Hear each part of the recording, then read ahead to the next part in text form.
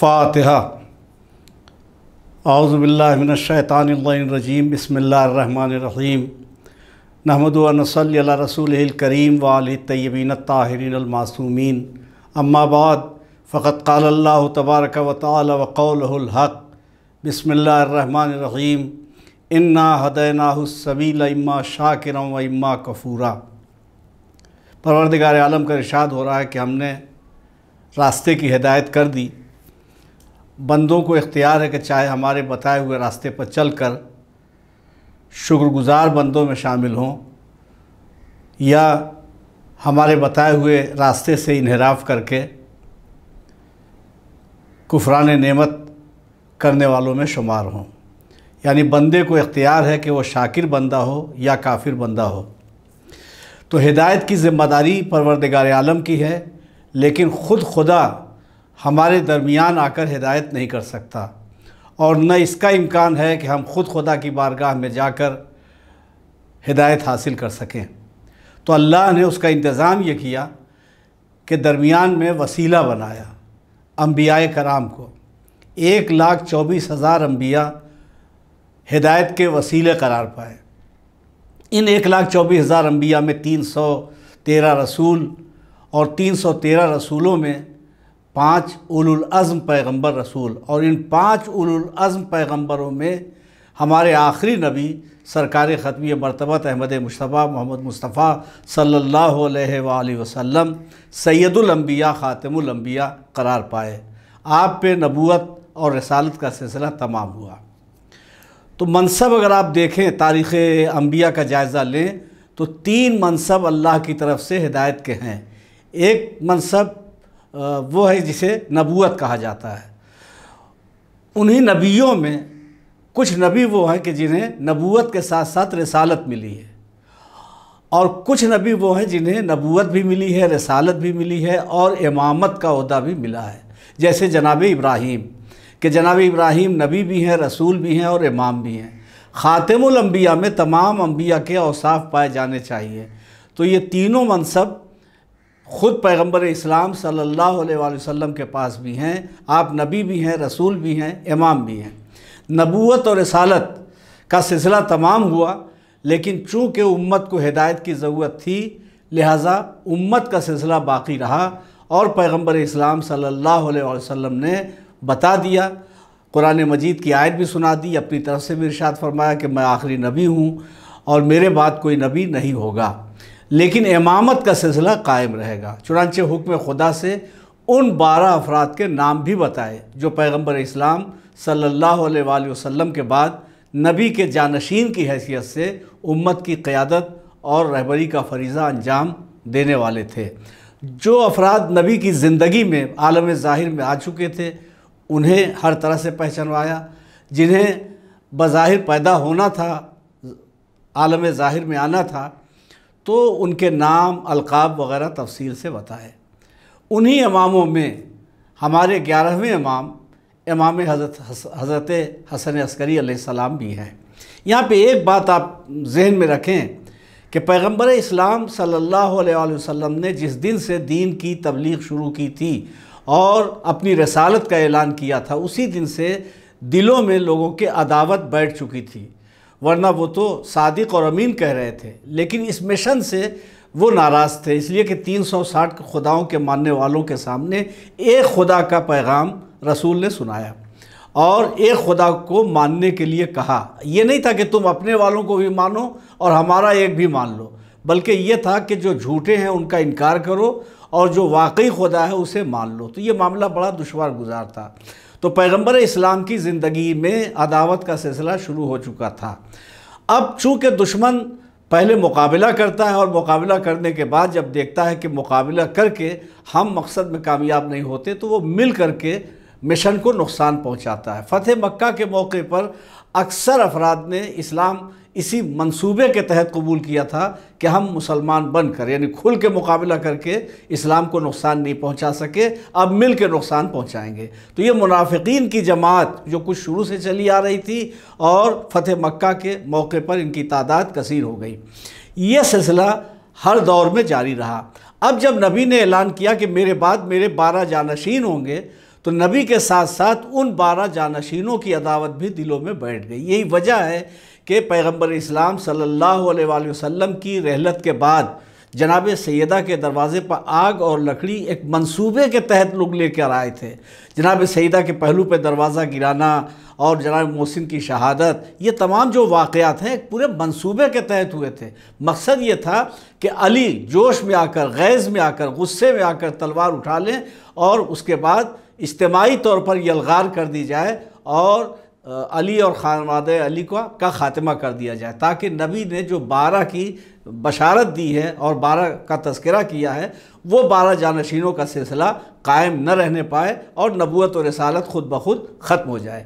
لیکن جس طریقے سے فرعون موسیٰ کو پیدا ہونے سے نہ روک سکا، ویسے ہی یہاں پر بھی الہی منصوبے کی تکمیل میں دنیا کی کوئی طاقت حائل نہ ہو سکی۔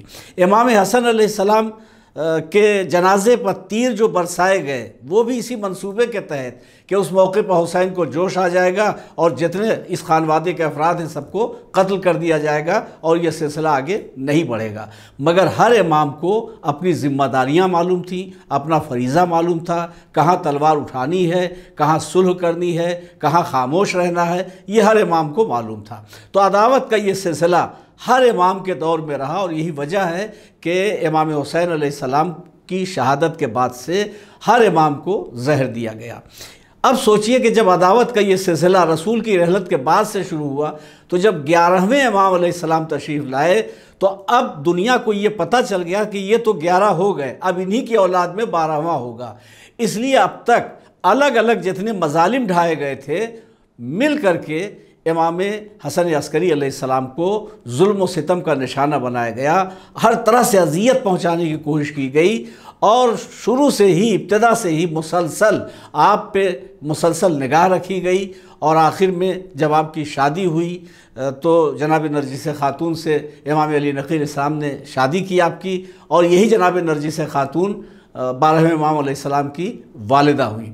تو آپ سوچئے کہ اس کے بعد گویا CID، ان کے جاسوس مرد عورت سب کنیزیں سب ایک CID کے طور پر عورتیں عورتوں کے ہاں جا کر کے جاسوسی کر رہی تھیں، مرد مردوں کے درمیان رہ کے جاسوسی کر رہے تھے کہ اگر کسی صورت سے امام کا وجود ظاہر ہو یا اس کے آثار ظاہر ہو جائیں تو جیسے فرعون نے کوشش کی تھی کہ موسیٰ پیدا نہ ہو، اسی طریقے سے عباسی حاکم نے بھی کوشش کی تھی کہ 12ویں امام عالم وجود میں نہ آنے پائیں، لیکن نہ تو فرعون موسیٰ کو آنے سے روک سکا اور نہ عباسی حاکم امام زمانہ علیہ السلام کو عالم وجود میں آنے سے روک سکے۔ آپ یہ سمجھ لیجئے کہ اسی ڈر، اسی خوف کی بنا پہ مسلسل امام حسن عسکری علیہ السلام کو قید میں رکھا جاتا رہا، مسلسل اس قید سے اس قید میں، اس قید سے اس قید میں۔ اس کا وجہ کیا تھی؟ اس کی وجہ کیا تھی؟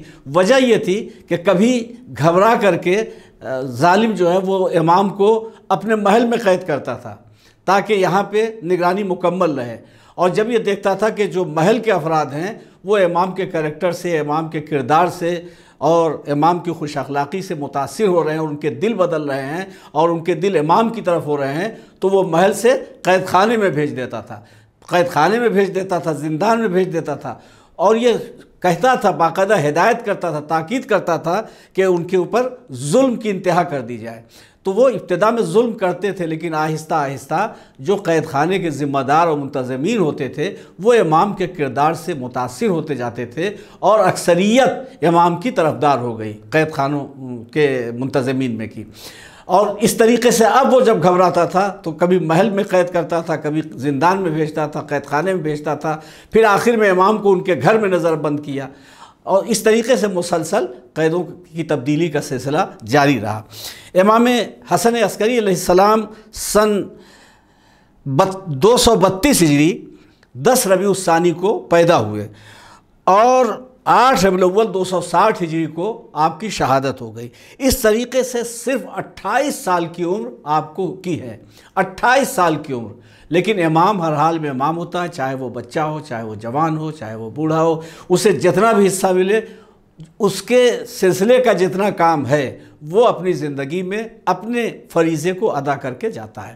تو امام حسن عسکری علیہ السلام نے بھی اگرچہ 28 سال کی عمر پائی اور اس میں مسلسل عمر کا زیادہ حصہ قید خانوں میں گزرا، مصائب و آلام میں گزرا، پریشانیوں میں گزرا، ایذا رسانی میں گزرا، پردیس میں گزرا، سارے حالات رہے، لیکن اس کے باوجود دین کی تبلیغ کا جو آپ کا فریضہ تھا وہ آپ ادا کرتے رہے۔ چنانچہ علوم و فنون اور کرامات اور معجزات کا اظہار مسلسل امام کے ذریعے سے ہوتا رہا۔ مختلف مناظرے ہوئے ہیں، مختلف مکالمے ہوئے ہیں، مختلف گفتگو ہوئی ہے، آپ کے اقوال احادیث کی شکل میں ہیں، آپ کے بہت سے علمی نوادرات تاریخ میں موجود ہیں، اور بہت سی پیشن گوئیاں ہیں، بہت سی باتیں ہیں جو آپ نے بتائی ہیں، اور جو حادثے رونما ہونے والے تھے ان کا اظہار بھی امام نے فرمایا ہے۔ قرآن مجید کی ایک تفسیر بھی آپ کی ذات سے منسوب ہے۔ تو بہرحال یہ علم کا سلسلہ جو امام قائم کر سکتے تھے وہ سلسلہ آپ کا قائم رہا۔ عمر اگرچہ 28 سال پائی آپ نے، لیکن کارنامے تمام انجام دیے، اگرچہ قید و بند کی زندگی آپ کے سامنے مسلسل رہی ہے۔ ایک مرتبہ ایسا ہوا کہ قحط پڑا، اور یہ 3 سال تک قحط کا سلسلہ رہا۔ معتمد عباسی کے زمانے میں یہ قحط پڑا، 3 سال تک یہ سلسلہ جاری رہا، یہاں تک کہ جو عوام تھے، رعایا تھی، وہ بے حال ہو گئے۔ اب ظاہر ہے کب تک وہ قحط کے حالات کو برداشت کرتی۔ آخر وہ معتمد کے پاس آئی اور کہا کہ کوئی صورت نکالیے۔ تو معتمد عباسی نے کہا کہ میدان میں سب لوگ جمع ہو جاؤ، اور میدان میں آ کر کے سب لوگ نماز استسقاء پڑھو۔ تو عورت، مرد، بوڑھے، بچے، جوان سب آئے اور آ کر کے نماز استسقاء 3 دن تک پڑھی۔ 3 دن تک نماز استسقاء کا سلسلہ جاری رہا، لیکن بارش نہیں ہوئی۔ چوتھے دن نصارہ کی جماعت میدان میں آئی اور اس نے کہا ہم پانی برسائیں گے۔ ایک راہب نے دعا کے لیے ہاتھ اٹھایا۔ 3 سال سے لوگوں نے بادل کے نقوش، بادل کے اثرات بھی نہیں دیکھے تھے۔ اب جو 3 سال کے بعد راہب آیا، یہ نماز استسقاء بھی مسلمانوں نے 3 دن پڑھی، لیکن نہ بادل آیا، نہ پانی برسا، نہ ہوا چلی ٹھنڈی، کچھ بھی نہیں۔ اور یہ 3 سال کے بعد اور 3 دن یہ جو گویا مسلمانوں نے نماز استسقاء پڑھی تھی، اس کے بعد چوتھے دن راہب نصارہ کی جماعت آئی اور ایک راہب نے دعا کے لیے ہاتھ اٹھایا، بادل گھنگور گھٹا اٹھی، بادل گھرے اور ٹھنڈی ہوائیں چلی اور خوب پانی برسا۔ اب لوگوں کے عقیدے کمزور ہونے لگے۔ سب کے عقیدے کہاں مضبوط تھے ہی، یوں ہی کمزور عقیدے والوں کی اکثریت تھی۔ اب اور بھی اسلام پر سے عقیدہ ان کا ختم ہونے لگا، یہاں تک کہ دوسرے دن بھی وہ جماعت جمع ہوئی اور اسی طریقے سے راہب نے دعا کی اور آسمان سے بارش ہوئی۔ یہ تیسرے دن جب وہ جمع ہوئے تب اس کے بعد لوگ معتمد عباسی کے پاس آئے، کہا غضب ہو جائے گا، ایک بھی مسلمان باقی نہیں رہ جائے گا، سب کے سب نصارہ ہو جائیں گے، سب کے سب عیسائی ہو جائیں گے، مذہب سب بدل دیں گے، دین بدل دیں گے، آپ کوئی صورت نکالیے۔ تو اب باقاعدہ کانفرنس ہوئی، میٹنگ ہوئی کہ کیا جائے۔ تو کسی نے مشورہ دیا کہ امام حسن عسکری علیہ السلام جو قید میں ہیں انہیں بلایا جائے، وہی کوئی صورت نکالیں گے۔ چنانچہ امام حسن عسکری السلام کو قید خانے سے رہا کر کے بلوایا گیا، ان کے سامنے مسائل پیش کیے گئے۔ امام نے کہا ٹھیک ہے، ان نصارہ سے کہو کل پھر میدان میں جمع ہوں۔ نصارہ میدان میں جمع ہوئے، راہب نے دعا کے لیے ہاتھ اٹھائے، بادل پھر گھرے اور بالکل بارش کے آثار ہوئے کہ امام نے ایک شخص سے کہا کہ جاؤ اس راہب کے ہاتھ میں جو کچھ ہے وہ نکال لو، جو دعا کے لیے ہاتھ اٹھائے ہوئے۔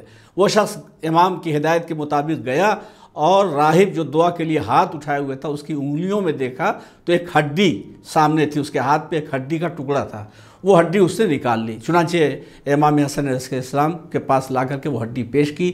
امام نے اس ہڈی کو ایک کپڑے میں لپیٹا اور لے جا کر کے ادب اور احترام کے ساتھ دفن فرما دیا۔ اس کے بعد آپ نے فرمایا کہ اب اس سے کہو کہ دعا کرے اور بارش ہو۔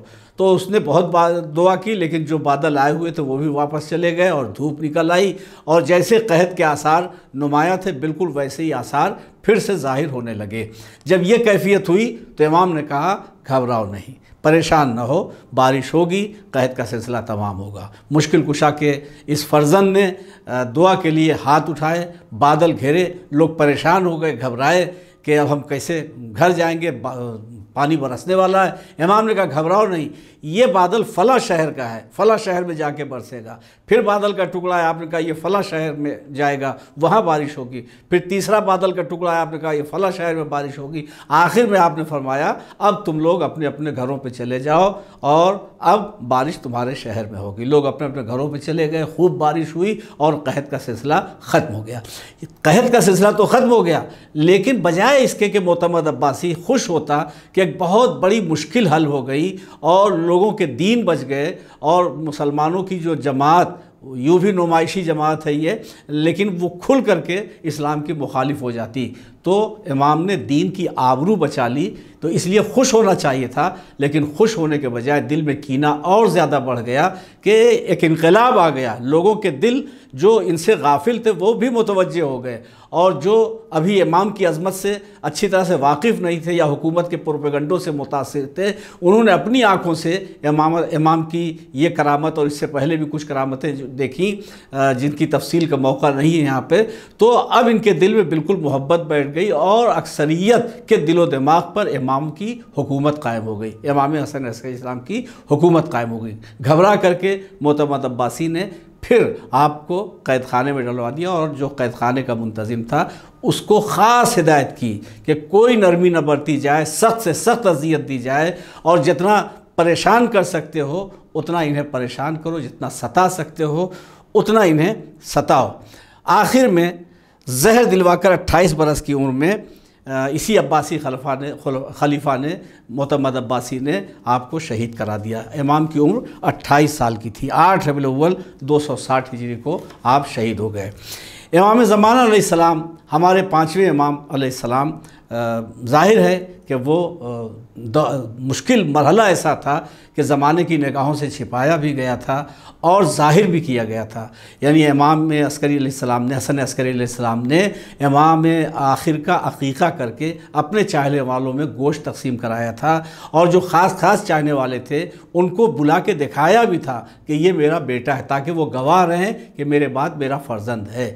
5 برس تک حکومت کی نگاہ سے اوجھل رہے، یعنی حکومت کو پتہ نہیں چل سکا کہ جن امام حسن عسکری کی زندگی پر ہم نے پہرا بٹھا رکھا ہے ان کا بیٹا بھی ہو چکا ہے اور اب وہ بڑا بھی ہو چکا ہے، تقریباً 4-5 سال کا ہو چکا ہے۔ اب جو پتہ چلا تو بہت تلاش کی گئی، امام کے گھر میں بھی کئی مرتبہ فورس بھیجی گئی کہ تلاشی لی جائے، خانہ تلاشی ہوئی، لیکن 12ویں امام علیہ السلام نہیں ملے۔ تو ایک منصوبہ بنایا گیا، منصوبہ یہ بنایا گیا کہ زہر دو اور سلو پوائزن جسے آج کی زبان میں کہتے ہیں۔ یعنی دیکھیے 2 حسن ہیں امام کی تاریخ میں، ایک دوسرے امام حسن علیہ السلام ہیں، انہیں جو زہر دیا گیا تھا تو کلیجے کے ٹکڑے ہو کر کے تشت میں نظر آ رہے تھے، لیکن جو 11ویں امام حسن عسکری علیہ السلام ہیں انہیں جو زہر دیا گیا تھا وہ آہستہ آہستہ اثر کر رہا تھا، آہستہ آہستہ امام کے جسم پہ اثر انداز ہو رہا تھا۔ تو منصوبہ یہ تھا دشمن کا، سازش یہ تھی کہ جب باپ کو بیمار دیکھیں گے تو اب بیٹا اپنے کو پردے میں نہیں رکھ سکے گا، اور اس طریقے سے بیٹا باپ کے پاس آئے گا اور ہم گرفتار کر لیں گے۔ چنانچہ حکومت کے جاسوس بالکل ہر وقت امام کی نگرانی کر رہے تھے کہ جیسے ہی وہ آئیں گے اور ہم انہیں گرفتار کر لیں گے۔ لیکن پروردگار عالم جب موسیٰ کی پرورش فرعون کے گھر میں کر سکتا ہے، فرعون کی گود میں کر سکتا ہے، تو امام زمانہ علیہ السلام کو امام زمانہ علیہ السلام کے گھر میں کیوں نہیں محفوظ رکھ سکتا ہے۔ چنانچہ امام آئے، اپنے بابا کے پاس بیٹھے، تشریف رکھے، عیادت کی، سب کچھ ہوا، لیکن لوگوں کو خبر نہ ہو سکی کہ 12ویں امام اپنے بابا کے پاس آئے ہوئے ہیں۔ یہاں تک کہ 5 ربیع الاول کی تاریخ آئی، یعنی ربیع الاول کی ابتدائی تاریخوں میں پہلی یا دوسری تاریخ کو امام کو زہر دیا گیا۔ زیادہ تر روایتوں میں یہ ہے کہ 2 ربیع الاول کو آپ کو زہر دیا گیا، 2 ربیع الاول کو زہر دیا گیا۔ آہستہ آہستہ جسم پہ زہر کا اثر ہونے لگا،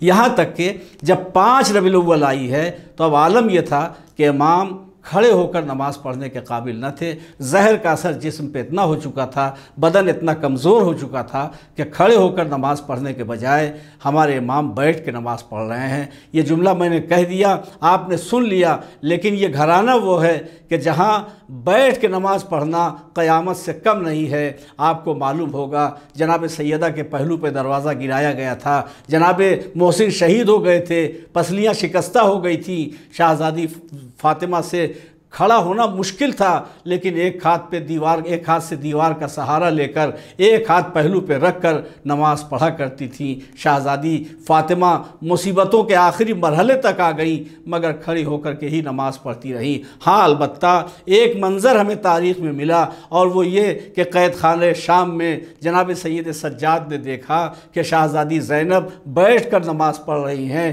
فوراً کہتے ہیں امام، پھوپھی اماں، کربلا میں ہم نے دیکھا اتنے مصائب و آلام کا سامنا آپ نے کیا، آپ نے بیٹھ کے نماز نہیں پڑھی۔ شام غریبہ آئی، شہیدوں کے لاشیں جلتی ہوئی زمینوں پہ پڑے ہوئے تھے، اور جلتے ہوئے خیموں سے حفاظت اسیران حرم کر کے آپ نے اپنا منصب ادا کیا، اپنا فریضہ ادا کیا، لیکن آپ نے بیٹھ کے نماز نہیں پڑھی۔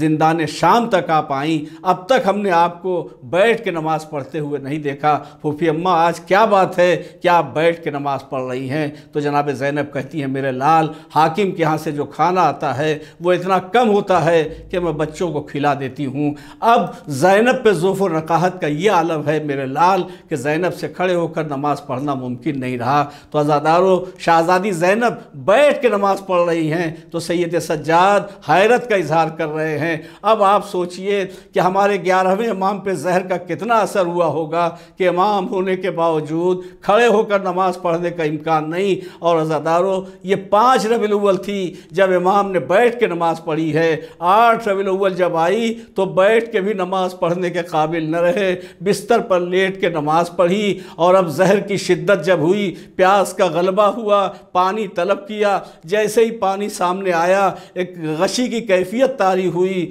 اور گویا آخری نصیحتیں اور ہدایتیں کر کے امام اس دنیا سے رخصت ہو گئے۔ آخری وقت میں پانی جو طلب کیا تھا وہ پانی نہ پی سکے۔ ارے کیسے پانی پیتے؟